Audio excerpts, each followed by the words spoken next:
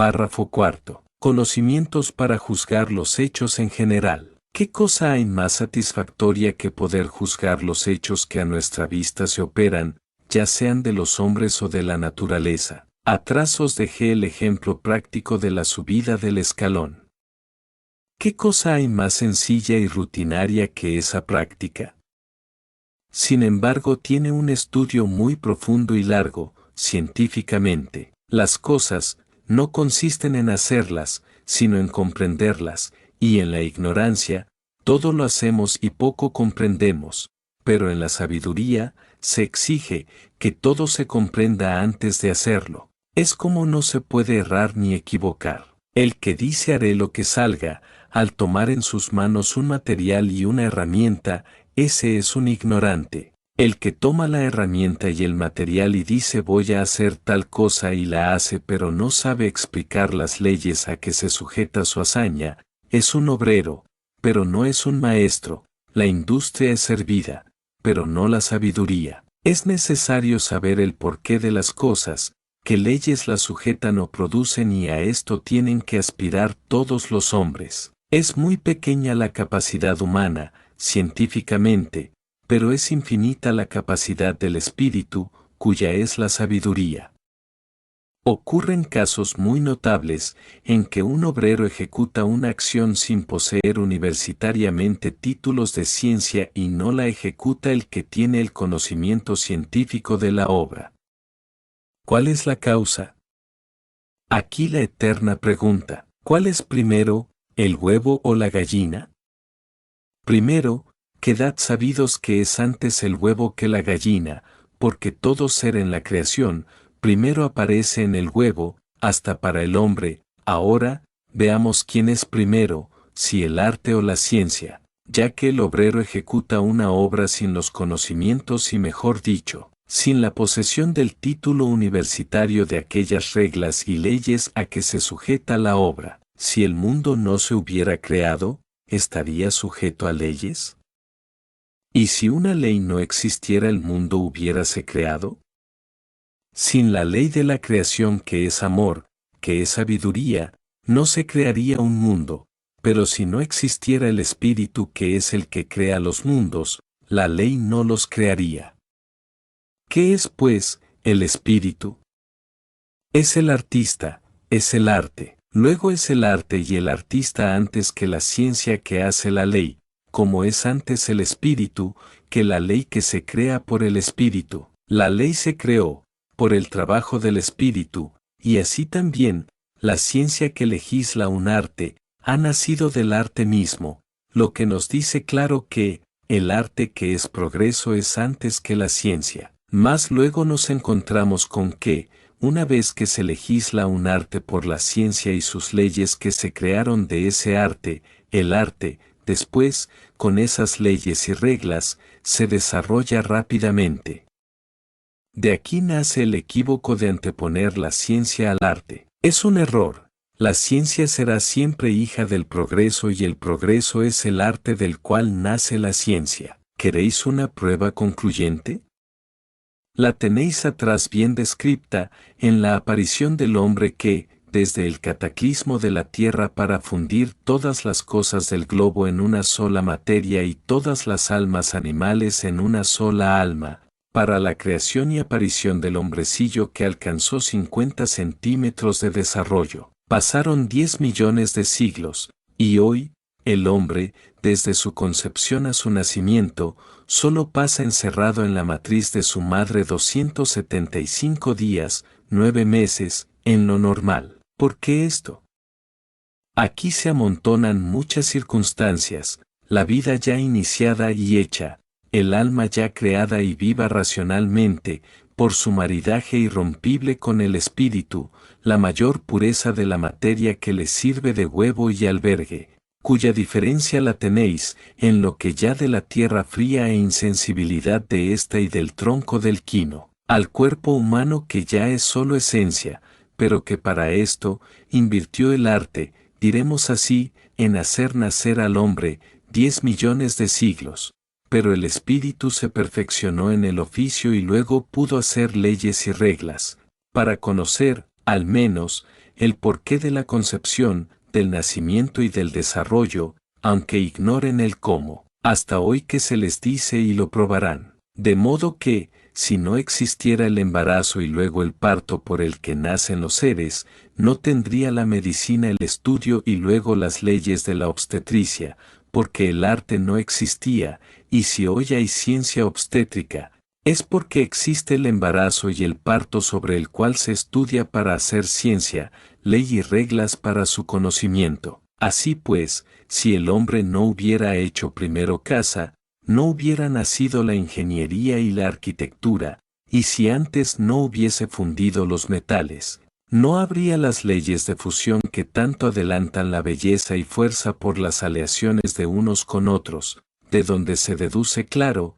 terminante e incontrovertible que es el arte antes que la ley. Pero es natural, la ley, la belleza del arte, la armonía del arte y de las cosas, es el producto del arte, es la demostración del porqué, del cómo y el descanso del hombre en el arte, es decir, que la ciencia es el progreso del arte. ¿Por qué, pues, el artista obra sin títulos y el con título, obraría también, pero con imperfección, la obra que bellamente él dibuja y legisla en los números matemáticos?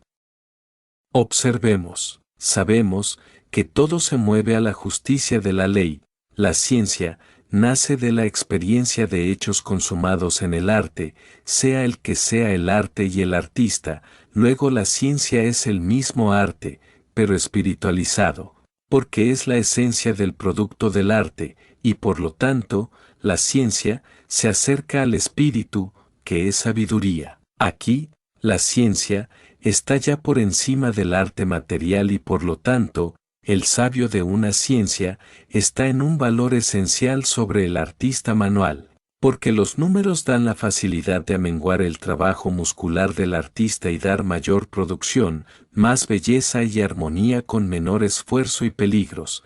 Es pues, la ciencia, la conquista del secreto del arte, el porqué de las cosas y el modo de producir las cosas, pero no la producción de las cosas que están reservadas al arte solamente. Mas si el ingeniero, el arquitecto y el matemático no hubiera ya ejecutado todo aquello que legisla y somete a números, no lo sometería ni legislaría, porque no tendría en su archivo, en su conciencia, los conocimientos prácticos por experiencia propia de haber sufrido los 1000 inconvenientes de la materia muerta, que por el trabajo se le hace vivir en forma de casas, de muebles, de herramientas, de juguetes o de panes que lo alimenten. De esa experiencia nace su ciencia, que la fundamenta en ley inexorable cuando dice, 5 más 5 igual a 10, y le ha costado poder llegar a sentar esa ley, nada menos que haber desempeñado prácticamente todos los oficios y artes. Y si non. Esto es un axioma puramente material y tangible, que solo puede rebatirse desconociendo la razón, pero aunque un sistemático quiera negar este principio, no podrá negar la sentencia firme de que la experiencia es madre de la ciencia, salvo que quiera también desconocer que el embarazo y el parto es antes que la obstetricia y prueben, que antes del hombre, había médicos y parteras. Por este mismo axioma, se prueba materialmente la necesidad de la reencarnación del espíritu, tantas veces cuantas necesita para aprender prácticamente todos los oficios, todas las artes, todas las industrias, todos los cargos y ser mandado y mandante, aprendiz y maestro para, de esa experiencia hacer la ciencia que es ley y por esta y por aquellas, llegar al principio de la sabiduría, a la unidad espiritismo, porque el espíritu no puede ser que no sea,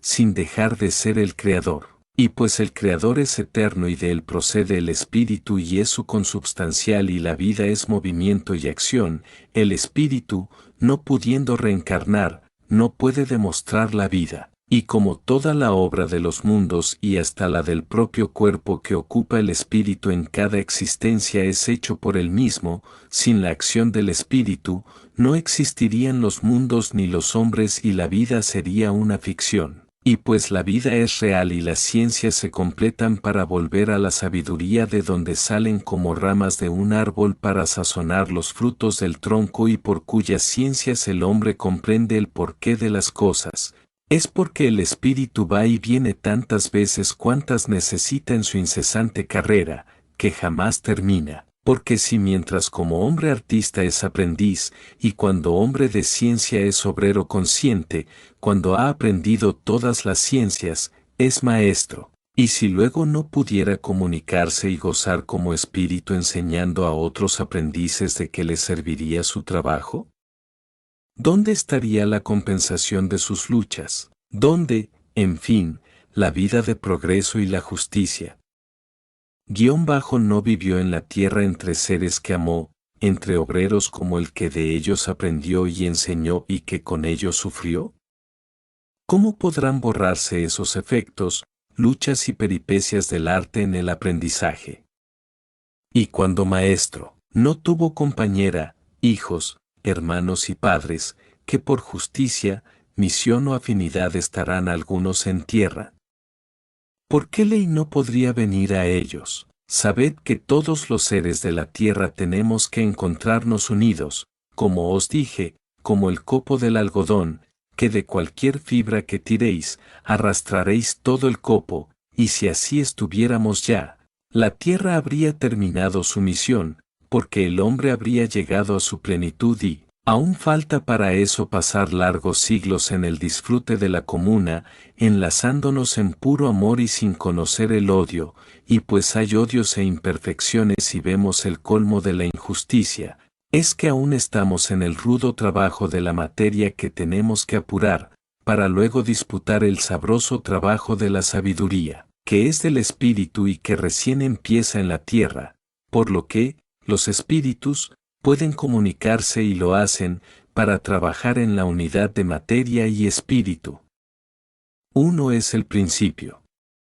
Uno es el fin, hemos hecho ley. Antes que el espíritu tome carne, ha aprendido en el espacio el arte, oficio o ciencia que ha de desempeñar en aquella existencia, pero sabe que al encerrarse en la materia se opaquiza el espíritu y por esto necesita de las afinidades, de sus guías y sobre todo no equivocarse en la elección de materia, de padres y de ambiente. Si todo le favorece, recibe la inspiración y hasta se lo hacen ver en sueños para ayudarle más, pero la maldad de las religiones que prejuician la conciencia desde niño, hizo detenerse al progreso, es decir, andar a paso de tortuga. Y si cuando empezaron a aparecer las ciencias no hubieran sido éstas el producto de una bien poseída experiencia por el trabajo ya pasado de aquel espíritu encarnado, que deja el germen de la ciencia en desarrollo para continuarlo él mismo luego a su vuelta, y que entre tanto que él se retira a perfeccionarse en sus conocimientos, otros lo cultivan, la ciencia no nacería. Pero tened presente que, el que en un mundo empieza un trabajo, en él trabajarán muchos como buenos ayudantes, pero es él el que lo lleva a la perfección, si no prevarica. Pero la ley no cede y le costará volverlo a empezar y terminarlo quizás en mundo más retrasado. Pues no trabajamos para un mundo solo porque, en el universo es todo común, hasta el amor y los productos de la sabiduría. Ahora bien, sabemos ya cierto que, es antes el huevo que la gallina, el huevo del que nace la ciencia es el arte y así, es antes el arte que la ciencia, pero el huevo es el embrión y la gallina la perfección. Por lo tanto, el arte es el embrión de la ciencia, y mejor dicho, el arte es el árbol y la ciencia el fruto, pero si no hay raíz o árbol, no puede haber fruto, como no habría gallina, si no hubiera huevo, por lo que siempre será el huevo primero y el arte también, porque representa el progreso que procede de la sabiduría primero que la ciencia a iniciar la vida y las formas, de las que nacerán las leyes que las han de regir. Mas donde no hay primero ni segundo es, entre el obrero manual y el hombre de ciencia, porque puede ser, y es seguro en las alturas que nos encontramos, que el obrero albañil, por ejemplo, fue ya el hombre de ciencia en otra rama de la vida y el químico fue ya el albañil y en el archivo del albañil está la ciencia de la química y en el químico, la albañilería, porque no tenemos más remedio que practicarlo todo y saberlo todo hasta ser maestros en todo y completar la sabiduría, sirviéndonos todos a todos, de ayudantes y maestros. Esta es la sentencia y es de la más alta justicia. Por esto la necesidad de conocer el árbol por su fruto, por esto es sabiduría conocerse a sí mismo, y por esto la necesidad de la justicia estricta de la comuna de amor y ley, sin la cual, la justicia, el amor y la sabiduría, son un imposible. Ya podéis ahora con estos razonamientos, conocer las causas de los hechos en general y particular y no erraréis nunca en vuestros juicios, y cada descubrimiento de una causa por los efectos que la produzcan, será una hoja de palma que os agregaréis a vuestra corona.